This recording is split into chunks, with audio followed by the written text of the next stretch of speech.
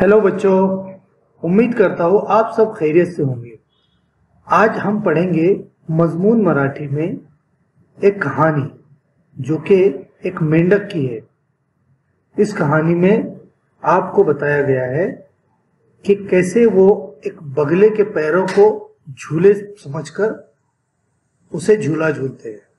लेकिन इस सबक के पहले पार्ट में हम समझेंगे कि झूले कौन कौन से होते हैं और हम कहां कहां उसे झूलते हैं।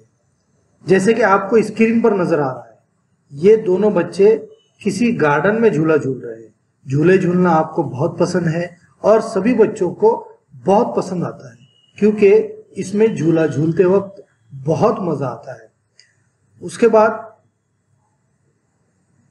हम देखेंगे कि यहाँ पे एक दरख्त को झूला बांध दिया गया है और दूसरी तस्वीर में एक रस्सी के जरिए एक टायर को बांध दिया गया है और उससे वो बच्चे झूला झूल रहे हैं और खूब लुत्फ उठा रहे हैं।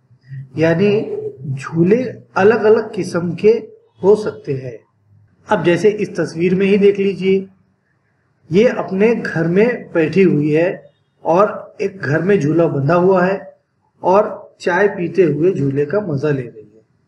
यानी हम घर की छत में भी, हमारे घर के कमरे में, हॉल में या फिर बरामदे में भी झूला बांध सकते हैं। अब देखिए, इस तस्वीर में आपको नजर आ रहा है एक हाथी है और एक बंदर है जो कि दोनों झूला झूल रहे हैं। अब जाहिर सी बात है, हाथी का झूला झूलना तो नामुमकिन है, लेकिन आपको मजे के लिए तस्वीर में दिखाया गया है। उसी तरह बंदर झूला झूलने में काफी माहिर और एक्सपर्ट है, तो वो बड़े आसानी से झूला झूल रहा है। तो झूले झूलने को इस सबक के पहले हिस्से में दिखाया गया है कि किस तरीके के झूले हम झूल सकते हैं।